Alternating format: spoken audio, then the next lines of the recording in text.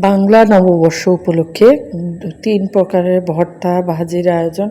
একেবারে ঘরোয়া উপকরণে তৈরি, খেতে কিন্তু বেশ সুস্বাদু হয়। আসসালামু আলাইকুম, সায়রা রান্না অ্যান্ড বিনোদন কুকিং চ্যানেল থেকে সবাইকে শুভেচ্ছা জানাচ্ছি। আশা করছি সবাই ভালো আছেন, সুস্থ আছেন।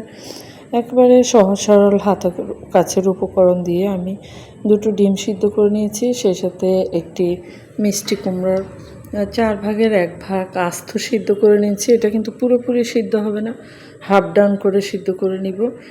এখন আমি একটি প্যানের মধ্যে তেল বসিয়ে দিলাম। তেলের মধ্যে কিছু শুকনা মরিচ তেলে ভেজে নিচ্ছি। মিডিয়াম আঁচে ভাজতে হবে, তাহলে বিচিগুলো খুব সুন্দর ভাজা হবে।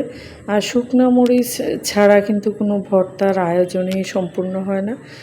ভাজা শুকনা মরিচের যে ফ্লেভার, এটাই কিন্তু অনেক সুস্বাদু যেমন হয়, তেমনি কিন্তু আকর্ষণও করে খাবারের।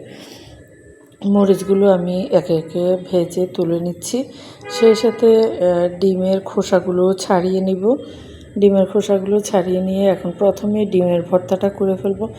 এই রান্নাটা কিন্তু অনেকেই করে থাকেন, খুব বেশি কঠিন বা জটিল কিছু নয়। আমি এখানে শুকনো মরিচগুলো কিন্তু 3 আইটেমের জন্য করেছি। আগে শুকনো মরিচগুলো একটু লবণ দিয়ে ভালো করে ভেঙে নিব।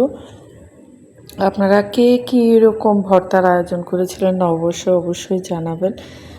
এক একজনের আয়োজন আসলে এক এক রকম হয়। এটা একটা ইস্যু তৈরি করে কি আসলে ভর্তা খাওয়ার একটা উছিলা। এখন এই শুকনা মরিচ থেকে কিছুটা মরিচ অ্যাড করব। দুটোটা সিদ্ধ ডিম ভেঙে নিয়েছি, দেখতে পাচ্ছেন। সিদ্ধ ডিম কিন্তু কুসুমটা যেন একেবারে শক্ত হয়ে না যায়, শক্ত হলে কিন্তু ভর্তাটা ভালো লাগে না। এখানে একটু মরিচ লবণ মাখানো, সেই সাথে কাঁচা পেঁয়াজ মাখিয়ে নিলাম। একটু সরিষার তেলও অ্যাড করব। সরিষার তেলের ফ্লেভার কিন্তু ভর্তার স্বাদ অনেক গুণ বাড়িয়ে দেয়। সেই সাথে মরিচের যে মাখাটা, এটা কিছুটা আমি সরিয়ে নিয়েছি আলু ভর্তার জন্য। আর বাকিটা দিয়ে আমি একটা মরিচ চাটনি যেটাকে বলে, মরিচের ভর্তা করে নিলাম। জাস্ট পেঁয়াজ, সরিষার তেল, মরিচ, লবণ, আর কোনো উপকরণেরই প্রয়োজন হয় না, একেবারে সহজ। এখন আমি হাফ সিদ্ধ করা কুমড়াটা তুলে নিলাম। হাফ সিদ্ধ করা কুমড়াটাকে খোসাটা ছাড়িয়ে নিব। এটা কিন্তু পুরোপুরি সিদ্ধ করা নয়, যেহেতু এটাকে আমি আবার ভাজবো, সেজন্য অর্ধেক সিদ্ধ করে নিয়েছি। এখন উপরের স্কিনটা সরিয়ে নিব। দেখতে পাচ্ছেন একেবারে কিন্তু নরম হয়ে গেলে আবার এই ভাজিটা ভালো লাগে না। তারপর পাতলা করে স্লাইস করে নেব। আপনারা যারা আমার ইউটিউব চ্যানেল থেকে দেখছেন, প্লিজ একটি লাইক দিয়ে যাবেন। যদি ভালো লাগে সাবস্ক্রাইব করতে ভুলবেন না। আর যারা ইতিমধ্যে সাবস্ক্রাইব করেছেন তাদেরকে অসংখ্য ধন্যবাদ। অবশ্যই বেল বাটনটি ক্লিক করতে ভুলবেন না, তাহলে আমি ভিডিও দিলেই কিন্তু নোটিফিকেশন পাবেন।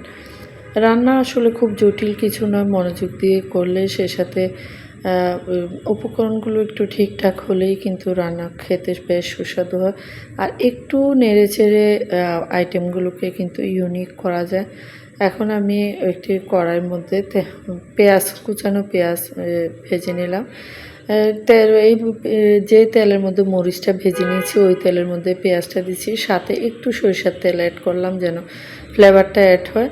এখন কিছুটা ভাজা মরিচ লবণ দিয়ে কুচকানো, এটার সাথে মিষ্টি কুমড়ার কুচিগুলো দিয়ে দিলাম। মিষ্টি কুমড়াগুলো অলরেডি হাফ সিদ্ধ হয়ে আছে, আর একটু লবণ।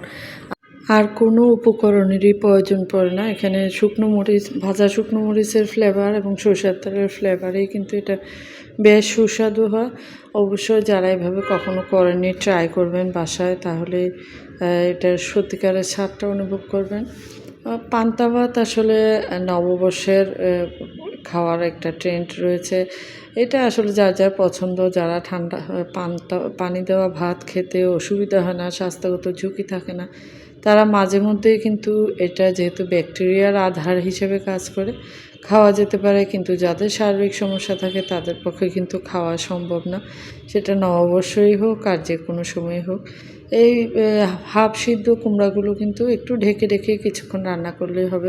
কোনো পানিও অ্যাড করতে হবে না, এমনিতেই সিদ্ধ হয়ে যাবে। 8 থেকে 10 মিনিট লো হিটে বসিয়ে রাখলে গরম ভাতের সাথে এই দুটি ভর্তা এবং এই ভাজিটা কিন্তু খেতে বেশ সুস্বাদু হয়। আসলে দৈনন্দিন কর্মজীবনে সবসময় কিন্তু ভর্তা ভাজি করার সুযোগ হয় না, সেজন্য বিভিন্ন অকেশনে করলে কিন্তু খেতে ভালোই লাগে। আশা করি আপনাদের ভালো লেগেছে। ধন্যবাদ।